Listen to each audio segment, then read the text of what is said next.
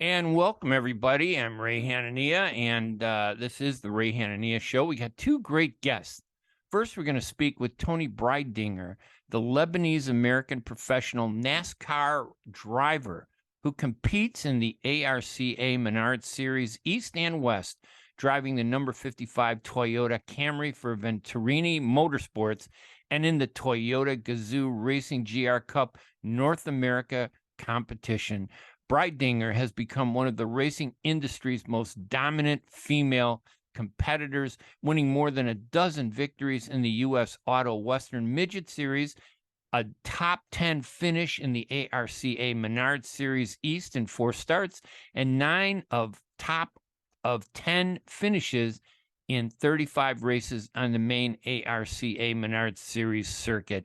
And then we're going to speak with Egyptian-American, Arab-American actor and stand-up comedian Ahmed Ahmed, one of my favorites. He's just phenomenal. I got to see him a few weeks ago do his show. It was just very entertaining. He began his career in Hollywood movies and then expanded to stand-up comedy with the highly successful Axis of Evil comedy tour. Ahmed Ahmed's stand-up comedy career opened the door for so many other Arab Americans, including myself, to enter the stand-up comedy profession, which is today more recognized than it ever has been. But first, we're going to take a quick break, and when we come back, we'll talk with Toni Breidinger, one of the nation's top female NASCAR drivers. I'm Ray Hanania. We'll be right back right after these messages.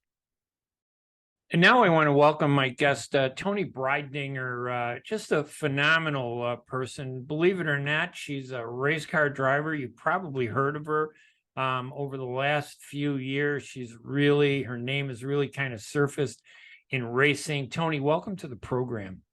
Awesome. Thank you for having me. Which goal is bigger for you? And I don't know if they're both equal. Is it winning the race? Or, and again, we're talking to an Arab American audience, or being Arab American, achieving something in the U.S. Are they both equal, or which is most important for you?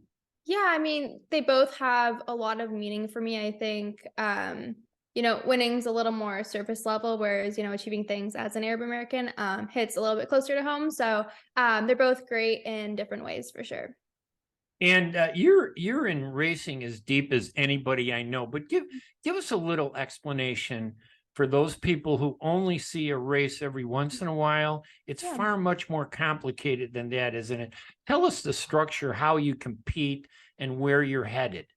Yeah, so basically I'm racing in NASCAR right now, and there's different levels. In NASCAR, there's basically a ladder system that most people try to follow to get to the Cup Series, which is the top level. So basically this year I'm racing in the ARCA Series, which is kind of like the first level of like NASCAR racing. And then the next level past that is the Truck Series, which I just made my debut in that in May. And then after that's Xfinity and then the Cup Series. So there's a few different steps within the NASCAR ladder system. And then even like prior to that, I started racing in go-karts, and there's a bunch of other different forms of motorsports beyond NASCAR. But it's kind of the system that I'm trying to follow. Now, we see all these reports around the country where Las Vegas is going to have a NASCAR race in their city. Chicago is going to have a NASCAR race. It's become very popular. Is this something where we might see you in racing, or are you at that level yet to compete in those races? Yeah, so a lot of my races, like the truck races or the ARCA races, will be like the Friday or the Saturday before the Cup races. So a lot of times we compete at like the same tracks. I would say about like half of my races are at those same tracks. So yeah, you definitely can probably catch me at a race. So we want to have a cheering squad here in Chicago for you. Yeah. I want to make sure that we're going to see it. That's phenomenal. And I assume that that's how it would be maybe in Las Vegas and these other cities. Yeah, so Las Vegas, I won't be racing there, but for instance, like the race that I just did in Illinois, that was kind of I did like the day before like the Cup race. So kind of like depending on the schedule, I usually post like which races I'm going to and all that kind of stuff so people can kind of know where to find me. We'll keep up. And by the way, before we go on, what's the best way for people to follow you on Instagram or website? How should they follow you to kind of keep up on your racing competition? Yeah, I would say I'm on pretty much every single social media platform. I have Instagram, Facebook, Twitter. I have a website as well. So all those are pretty up to date. And I'll kind of say, okay, I'm racing this weekend, or kind of give people like a heads up on like what my schedule is looking like. And I think the website is ToniBreidinger.com, I think, Yeah, correct? super easy. Okay, we'll keep it simple so they can Yep. go to all your social media. Does when you race, does you being Arab American, Lebanese American, does that come up a lot? I mean, are people like they think you're Italian or Hispanic, and then they go, "What? You're Arab?" Does that come up a lot, or is it pretty much, kind of pushed off to the side? Is it significant or not significant? Yeah, I think kind of depends on the person. I feel like I've developed like a pretty solid fan base of, Arabs that like come to races. I mean, I've seen like last year, for instance, at one race in Phoenix, this little girl and her family came just to watch me race. So it was really cool to kind of see that I'm bringing kind of like a little bit more of a different fan base in, which has been really exciting and really awesome for me to experience. And yeah, I would say a lot of people don't really, everyone's like, are you Italian, Hispanic? Like nobody ever really knows. So yeah, I would say it comes up like a good bit, but yeah, it's been exciting to kind of bring in a whole different new fan base into And NASCAR. is being a woman rare in the race car industry? I mean, you're one of I see a couple, but you're the one name I see all the time. I would say, I think in my intro, I called you the dominant woman racer in the country. How rare Yeah, is it? it's not all that common, especially as you start progressing through the ranks. When I started in go-karts, I used to race against, a few other girls. And then as you kind of like go up through the ranks, I feel like that number dwindles down a little bit. A lot of times I'm the only female racing, or there's one or two females in the field out of like 30 plus drivers. So yeah, there's really not a lot of us. And tell us about some of the big races, the ones that stand out. What and how you've done. Is it difficult, or are you rising in, progressing through the system? When are you going to be holding up that big NASCAR Cup? Winning one of the biggest races around. And again, I see all these different races, and it's very complicated to keep tabs with all the different ones. But I see your name a lot. Yeah, so I would say kind of the biggest thing that I've done lately was back in May. During my truck series debut, I finished 15th, which I actually made history doing that by becoming the highest finishing female, like making her debut. Wow. So that was pretty exciting. And that was definitely, I feel like, helped me that was kind of like a big moment, and kind of not really like a make or break moment, but I was on this big stage of people watching, going up to the next level, and everyone's trying to see like, how is she going to do? So I feel like that kind of helped me. Like that was like a positive direction that I went in, and I'm hoping to kind of keep progressing. But I would say my 5-year plan kind of consists of getting to the Cup Series. So I still have a little ways to go, but I feel like I've been making good gains at it. And obviously, it's a male-dominated sport, but do they treat you as an equal when you're racing, or do you have to kind of prove yourself all the time? I would say it depends on the driver. I think, some drivers even subconsciously like drive the woman a little bit harder, not really like a little bit more aggressive. But like I say, for me, when I'm in the seat, I see everyone as a driver, and I don't identify people by who they are. They're just a driver that's ahead of me, so I'm trying to beat them. So I don't see people as any different. I really don't think about, oh, is this driver going to see me as any different? But I do feel like some do, for sure. And I know that, reading through your bio and everything and some of the stories about you, that your father thought it was going to be just a phase you were going to go through. I'm sure he's accepted now, what is 14 years later, that this is definitely what my daughter Toni is going to do. Have they accepted it? Has the family accepted the idea that you are going to be a race car driver from now until whenever? Yeah, definitely. I think definitely from like the past couple of years, I've progressed more in my career to where it's becoming a little more real for them, especially my dad. He's always been pretty realistic, and definitely didn't really see myself going as far as I have. But now that I have gotten here, he's definitely very supportive, and my mom's always been my biggest cheerleader. So yeah, I definitely think they're supportive of it now. And I've come this far, so we can see how much further I can go.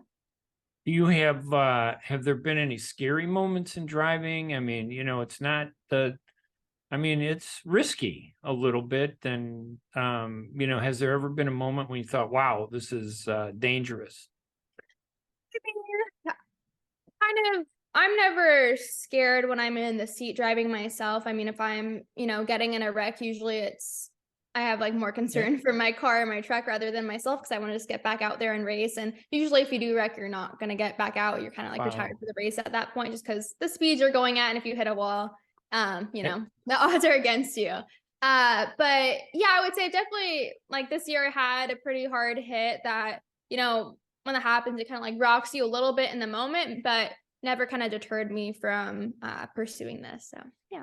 And how many cars do you race? Do you have a lot of cars that you identify with or race with? How many do you have? Or are these cars? Tell us the whole structure. I mean, do they have to be sponsored, or do you have your own collection of cars? Explain that to us a little bit.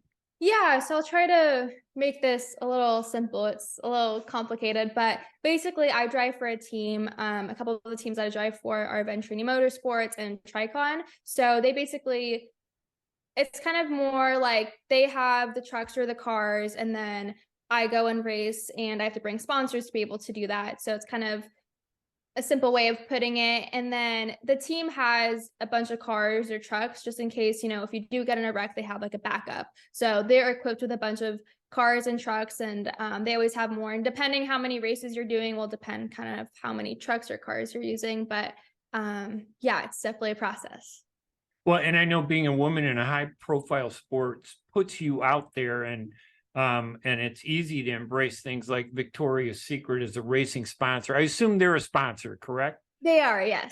And you're a model also? Yeah, I've done a little bit with them, which has been super exciting for me. Did this bring Victoria's Secret into the racing industry? Because I just don't see Victoria's Secret getting there sooner before you got there. Yeah, no, this guys. Yeah, we definitely brought them into NASCAR, which has been really exciting that they kind of embraced me into their family and are willing to really support me. And how many different sponsors that back you? You must have a lot of them. All those stickers on the cars represent and again, as you point out, it's a team of a couple drivers, and they have all these different cars that you race. You got a lot. Who are some of your big sponsors? Yeah, so I'd say, this coming weekend, I have Raising Cane's on the car, which is, they just kind of joined us on board. I have Hot Wheels, which I have a Hot Wheels car that everyone always gets really excited about. Looks super cool. Victoria's Secret's a big one. Rootly has been really supportive. So I have so many great brands that have supported me and really, embraced my journey and want to kind of uplift me through the NASCAR ladder system, which has been really great. But yeah, anytime you see any logos on my car, that's people that are supporting me. Those are all different sponsors. Mm-hmm. And when you look back at the past several years, what's been the biggest, most exciting moment for your career, do you think? Definitely my truck debut. I dreamed of that ever since I was little, and that was a really big step for me in my career to be making that. So I'd say it's been my biggest moment so far. Tell us do you mind explaining what the truck debut means? I mean, do you actually drive a truck? Or it is actually a truck. Yeah. What kind of truck? So it doesn't. Big F450s that you see on Yellowstone that they drive around? So it does look like a truck. My truck is a Toyota Tundra Pro, but it doesn't drive like your normal truck that you're driving down the highway. They're very aerodynamic, and they feel, decently similar to the ARCA cars that I race. They're still like a stock car, so they have a very similar kind of like chassis and frame and very similar characteristics, but they're also different because it is a truck, and there's like a big aerodynamic aspect of it, which is kind of a learning curve. So yeah, not to get too complicated, but yeah, it is a truck. It just doesn't feel like your typical truck. And for people that are watching you and others race, what is it that they should be watching? I mean, it's just going around laps, but are there key things that insiders might know that average people may not recognize right away? Just a couple tips on how to enjoy the race better, as someone who watches.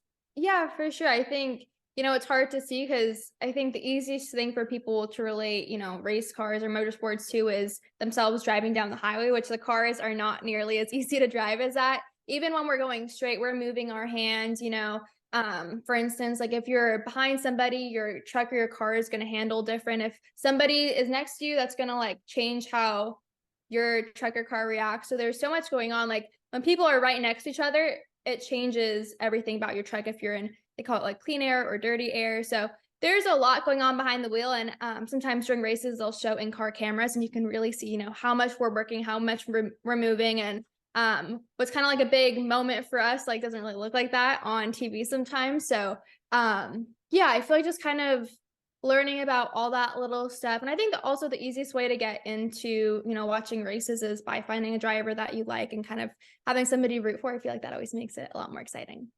Is there a significant other out there who isn't intimidated by your tough race car image?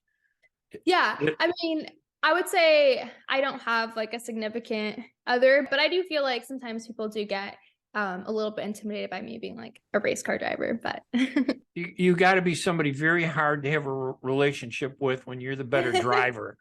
And when you're driving down the street, and when people pull up next to you and they look at you, do you drive in a car that looks like it's a racing car? Or what's your everyday go-to car when you're not racing?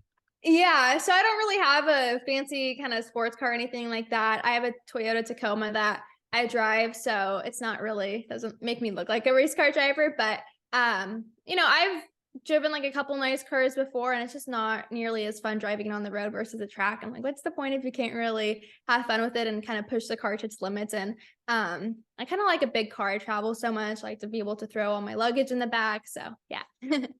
And then the final question, again, just remind us some of the things that we should be looking forward to with your races coming up, anything that's on the horizon that we could pay attention to and follow. Yeah, I race pretty much almost every weekend, and I post kind of where I'm going and my schedule on my website and on all of my social media. So I always kind of have a race to look forward to. So yeah.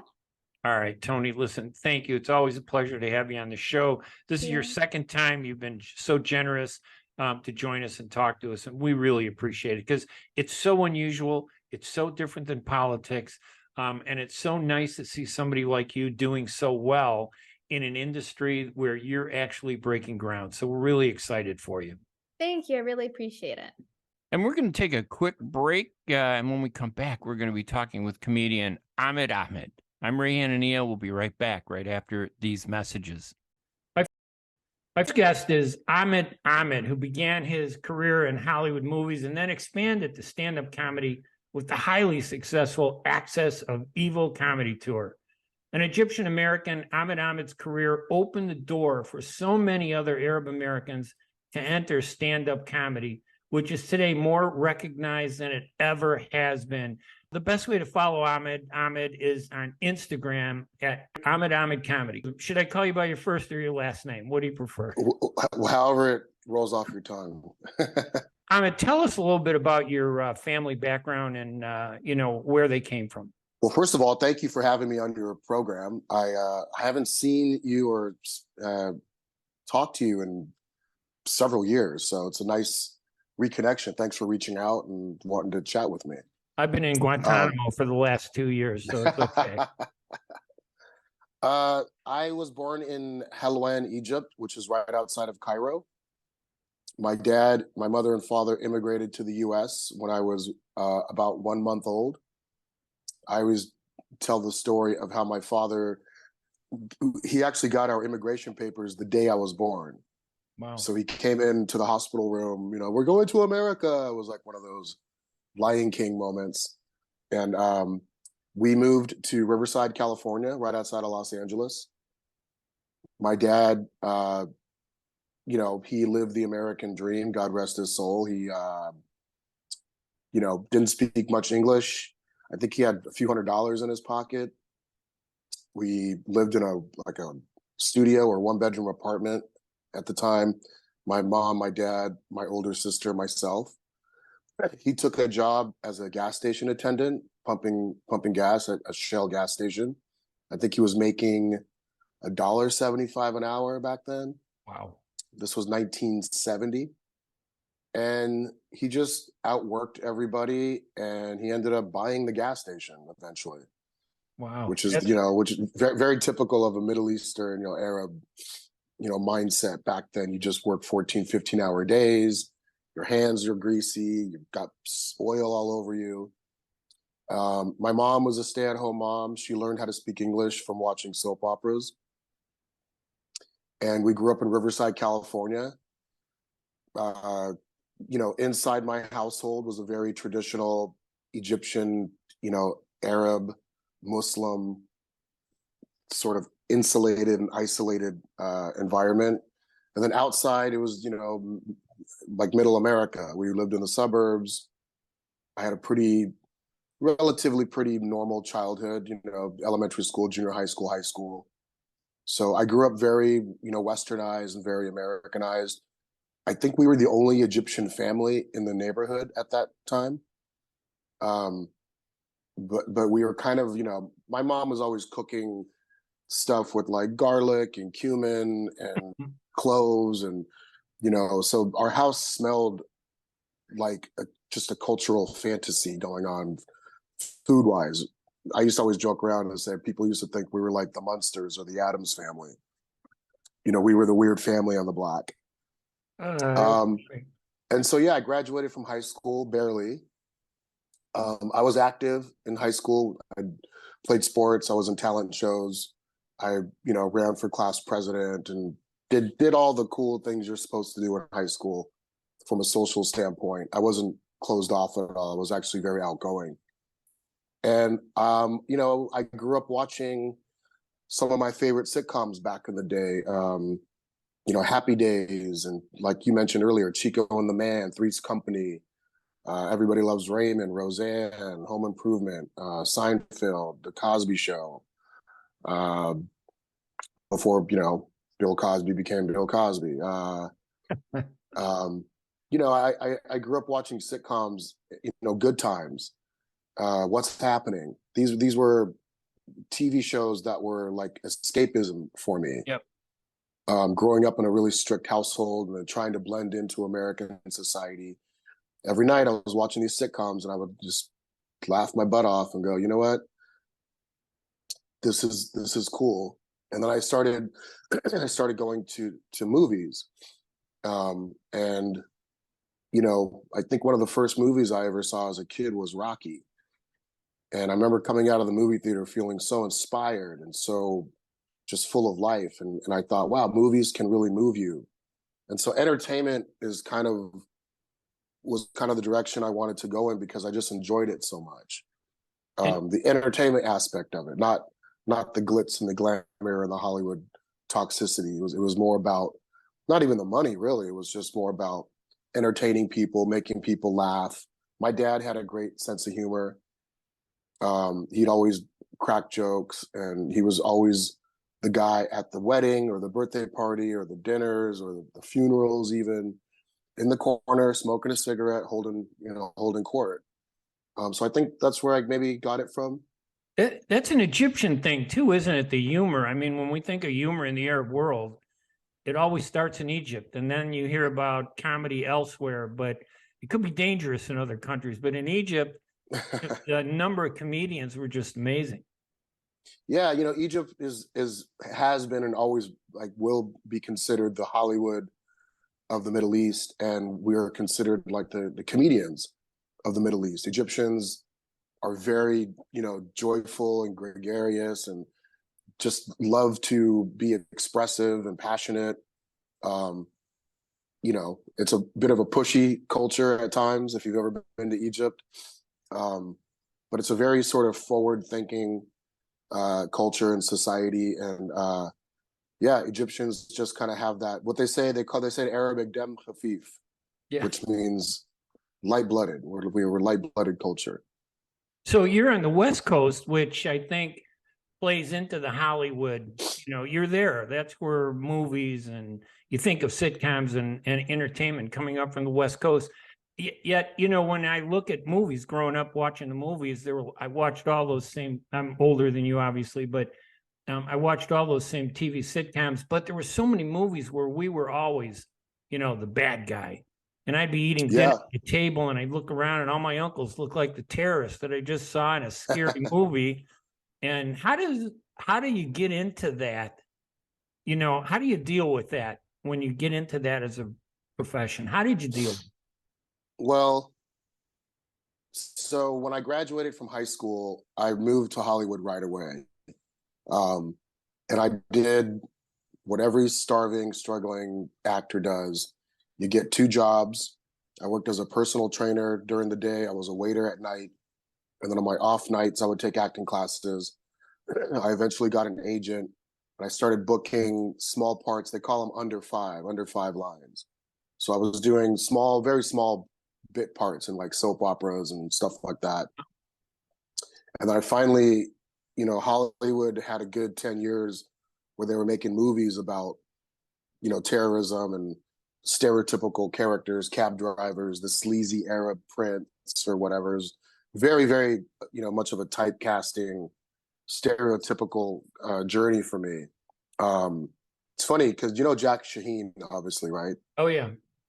God rest his soul. He wrote a book and made a documentary that he mentioned me in called Real Bad Arabs. Real spelled REEL, and he, I think he pointed out over 1,200 movies, TV shows, cartoons, commercials where they depicted Arabs, Middle Easterns, Muslims as like the bad guy.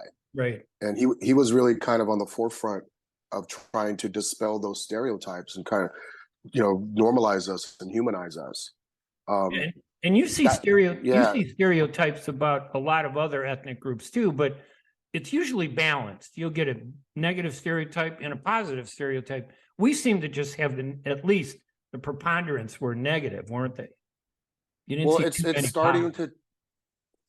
Yeah, I mean, it's starting to change now recently a little bit. Like you mentioned in the African American culture, the Latino, Hispanic culture, the you know, Asian, you'll always see the stereotype, but then they counterbalance it with like the doctor, the lawyer, the friend, right, you know, the police officer, you know, the dentist, whatever.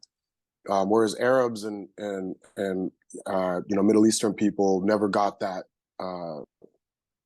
We never got that freedom to express ourselves in the general population as a normal person. So I started, for about 7 years, I took every role that was coming at me. The right, terrorist in this movie, you know, they were cool projects too. I got to work with Kurt Russell and Halle Berry, and, you know, I was on these big action movies, you know, that took place on a plane or a train, and I was always the bad guy in the back holding the gun and screaming in the name of Allah and stuff like that. And I started getting a lot of backlash from my own community. I get a lot of, you know, haters from the Arab Muslim world saying, why are you doing this? You're perpetuating the stereotype. You know, you shouldn't be taking roles like this. But if I don't take this role, they're going to give it to a Samoan guy or a Mexican guy. Right. And so it's funny how people in our culture, they get mad at you for taking these parts, but then they're not doing anything about it. Right. So I would write scripts about a mainstream family who lives in America, or a sitcom or whatever, and I would try to pitch it to these, you know, Arab or you know, Muslim investors and say, hey, you know, if you guys want to break this whole stereotypical, you know, bubble, we need to write and create our own stuff. And they would say, no, that's not up to us. Leave it, you know, that's Hollywood, and we want to, you know, where we invest in gas stations and strip malls and that kind of thing. They don't, the Middle Eastern community, the Arab Muslim community at that time, and still to this day, didn't really understand that you can make an independent movie for the amount of money some of these Arabs have. You know, they spend on a shopping spree with their wives. Right. You can make 4 or 5 movies with that. Wow. With that budget. And I think you make a good point. I mean, when the best way to change something is to do it from the inside, not from the outside. So they would always, they'd always say, well, you know, everybody would always complain about Hollywood. I'm like, Hollywood's never gonna write our story. They're just not, because they don't know it. They're not from the inside, like you said. We have to write it. We have to produce it. We have to fund it. We have to edit it and promote it and distribute it. And it's all really in-house. You know, I stopped taking these roles for a while. I haven't worked as an actor since 2017 was the last thing I did. I did a short film called The Scapegoat, where I play 4 different characters, which coincidentally was produced and directed by 2 Saudi filmmakers. But I play this guy who has voices in his head, so I play all the different voices in my head. So that was a fun piece to just play as an actor. But prior to that, I played every terrorist role you can imagine. I was the go-to terrorist, for a while. And at one point, I called my agent and I said, "Can I audition for the friend? Can I audition for the police officer? Can I audition for the teacher or whatever?" And they'd always say, "No, change your name," is what they would tell me. Wow. And I said, "Why?" They said, "Because casting people, Hollywood is in a box and they just see your name. If I said my name was Joe, Smith, they wouldn't know where I was from. But because my name is Ahmed Ahmed, it's a Muslim name, you go right to that Muslim card or Middle East card."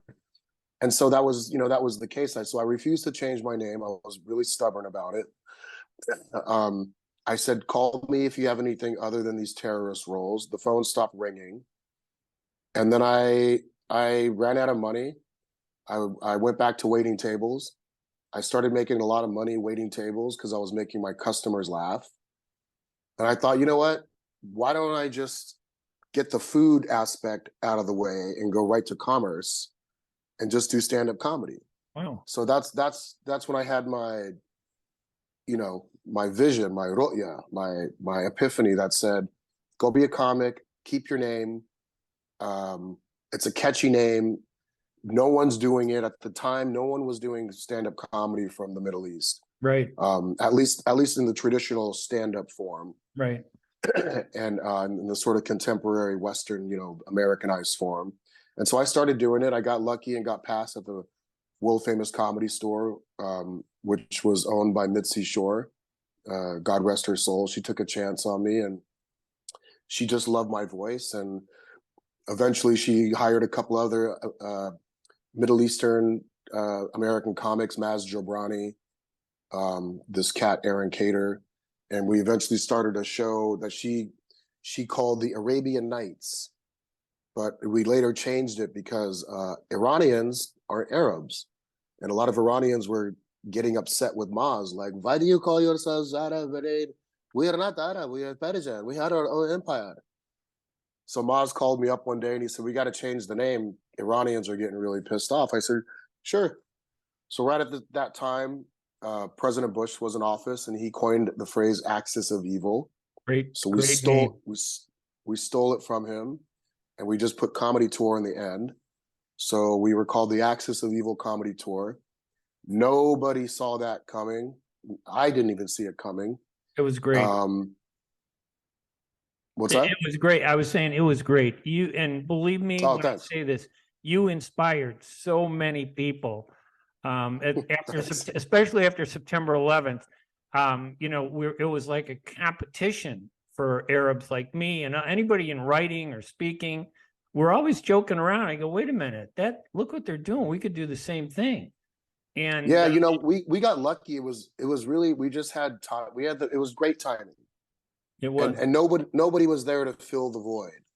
And so myself and Maz and a couple of these other comics, we really did trailblaze it. We really did. And again, tip my hat to Mitzi Shore. She gave us the platform. Yeah. She would put us up on stage, right with all the other comedy greats, performing at her world famous club and delivering too. Not like she was doing us a favor. Like we all had, funny stuff to talk about. And it was close to us. So we could talk about it. We could poke fun at ourselves. We could be self-deprecating. And then that kind of led, we ended up getting our own first ever Comedy Central special. It was the first ever Middle Eastern comedy special on national television. That garnered the interest of a promoter that took us on a US tour. And then that took us over to the Middle East eventually, where we were, performing in front of 20,000 people across, the Middle Eastern, North Africa region, Egypt, Saudi, Dubai, Lebanon, Jordan, Kuwait, Bahrain, Qatar. It was a really special time back then. And then from there, that's when the floodgates opened up. Then you started getting guys like Mo Amer and Rami Youssef and Hassan Minhaj, and the list goes on and on for all these sort of young up and coming comics who didn't have to look over their shoulder anymore. They were like, okay, well, Ahmed and Maz and these guys did it, you know, we can do it. Right. And so it was inspiring for them. It was inspiring for me to watch, you know, this new voice kind of come to the forefront. And we're going to take a quick break, and when we come back, we'll continue the interview with Egyptian American comedian Ahmed Ahmed. We'll be right back right after these messages. And what was cool, I mean, you really kind of, when you look at it, you really did open the door to Rami. He's a very talented guy, and Mo Ammar, they're both really talented, but you made it possible, I think, in my opinion, to allow Tell them that. well, but you know, that's the Arab community. We're very narrow focused, unfortunately. But what was interesting about your comedy was it was professional comedy. I mean, I always like to say I did some stand-up comedy, and the only reason I got some notoriety was in Jackie Mason when he discovered I was Palestinian, and he got upset, and that created. Oh yeah, I think I heard something about that. Yeah. I remember reading that. Yeah. But I wasn't really a professional stand-up comedian. I looked at it as an opportunity to make like a political statement. You're a comedian. You're not out there to make a political statement other than, hey, saying that Arabs are good people. Correct? Or are you? Well, yeah. I mean, look, just talking, just trying to humanize our culture and normalize our culture. I don't have to say or do anything political. Just saying that you're from the Middle East, saying that you're Muslim, that's political already. Just by default, we're political. So I never came out. I never did any I never talked about President Bush. I never had one Bush joke, not one. I didn't really criticize the American government. I would make fun of myself, like traveling through airport security and you know, being randomly checked, or you know, trying to date, you know, in America, or you know, my immigrant parents, you know, forcing Islam on me, and it was more about my point of view out to the world and how the world perceives me.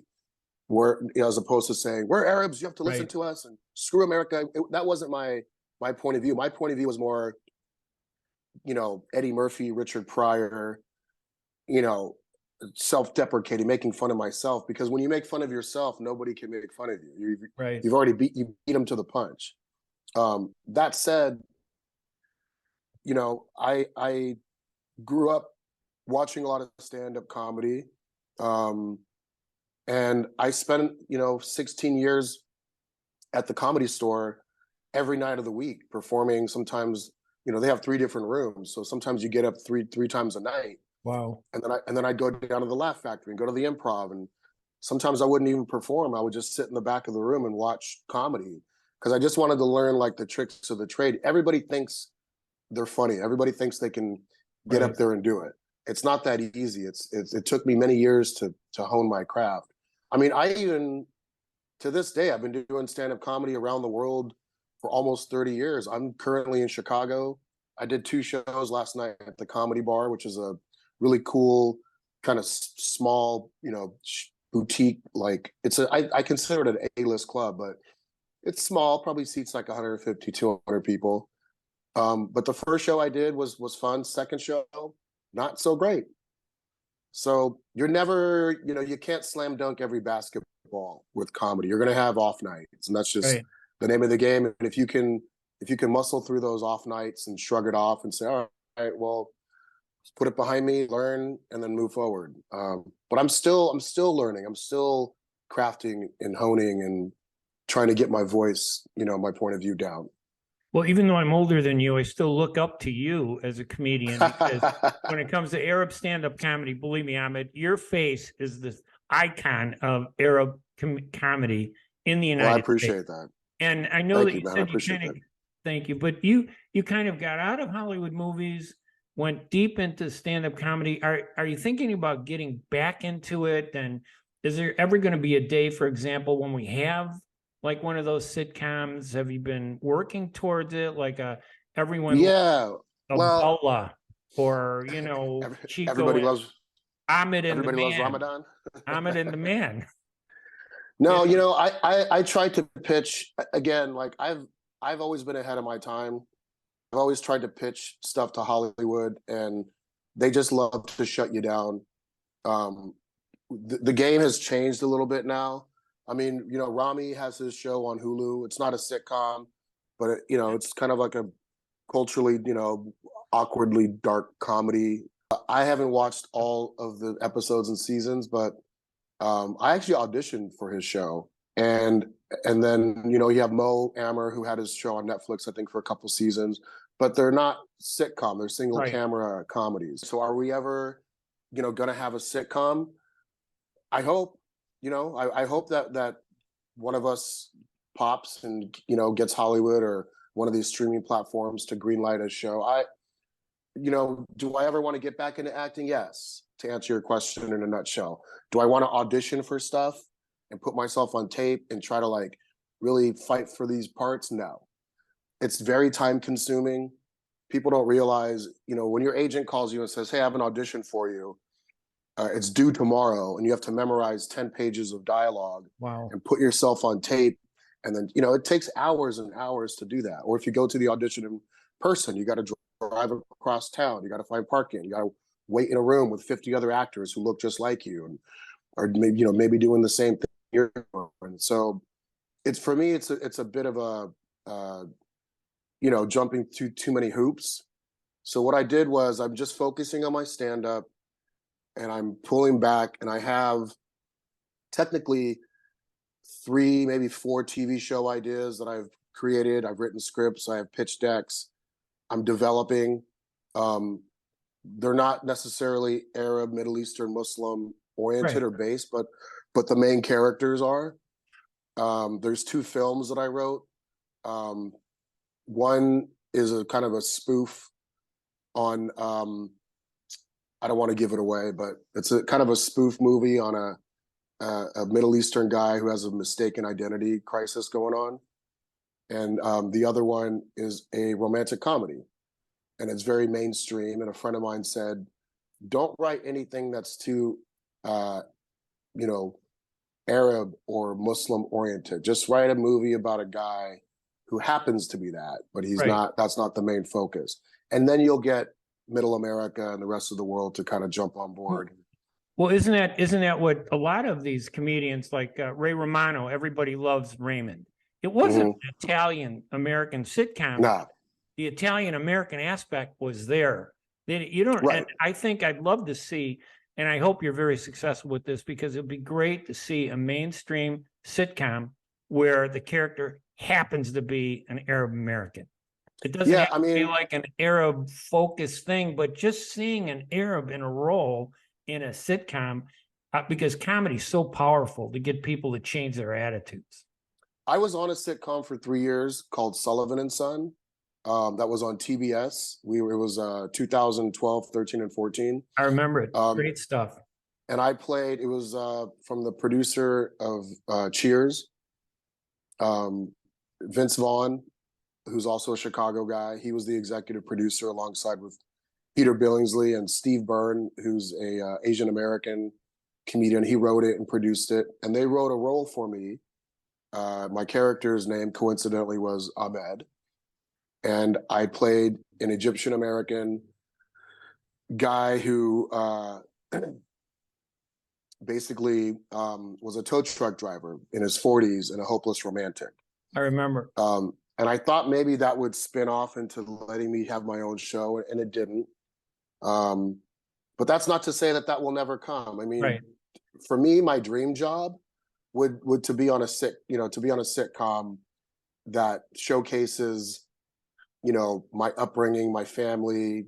You know, my dad was, God rest his soul, he was quite the character.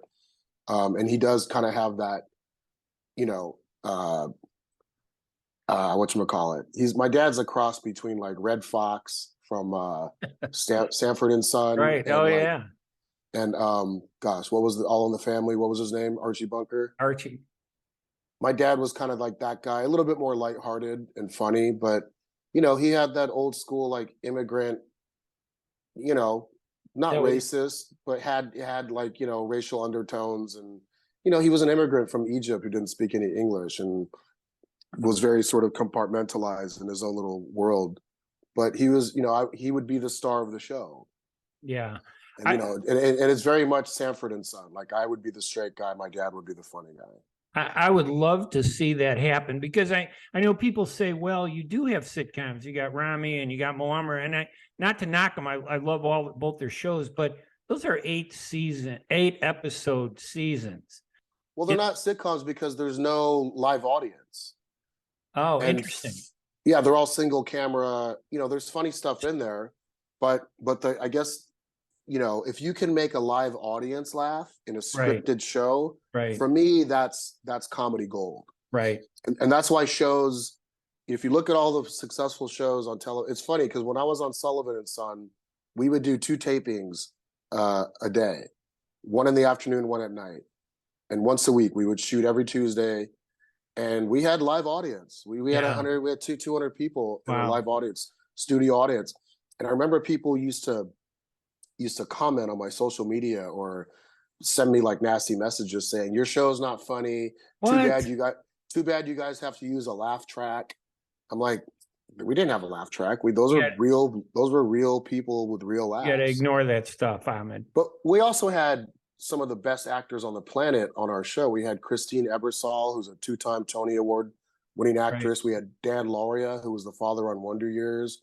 We had Brian Doyle Murray, who's Bill Murray's brother, who he wrote Caddyshack. Like, we had some really talented people on our show. So I was number 10 on the Sun, the cast list. I had a very minimal role on the show, but no, we had live studio audience. And for me, if I had my cake and can eat it too, I would love to be on a sitcom for several years, 10 years, and have it be, along the lines of like Everybody Loves Raymond or Sanford and Son, Chico and the Man, George Lopez, that kind of, cultural situation comedy where you have this sort of dysfunctional family that's a kind of fish out of water, trying to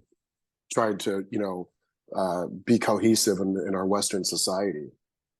I mean, listen, I would love to have you back on the show another time. You are the king of comedy when it comes to Arab Americans. Pharaoh, Thanks, we'll call you the Pharaoh of comedy. The Pharaoh of comedy. Confuse the American public, okay? But seriously, you opened the door for a lot of people. I owe you my brief fun venture into comedy to you. You inspired me, and I really hope that you do break that glass ceiling and we see a sitcom where an Arab American is a part of the sitcom. Doesn't have to be an Arab sitcom, but you just happen to be an Arab American character. I think more Americans would learn about us through that and all the books they can write about the Middle East history. Ahmed Ahmed, my guest, Instagram at Ahmed Ahmed Comedy, correct? Yes, and thank you so much for having me on your program, and thank you again for being such, a supporter and cheerleader of my career. And it's refreshing to have people from your own culture really root for you. So I thank you for that. And of course, I want to thank everybody for joining us here at the Ray Hanania Show, hosted by the U.S. Arab Radio Network and brought to you by our sponsor, Arab News newspaper at arabnews.com. I'm Ray Hanania. We will see you again next week, every Wednesday, 5 p.m. right here in Detroit and WNZK AM 690 and in Washington, D.C. on WDMV AM 700. Talk to you later, everybody. Bye-bye.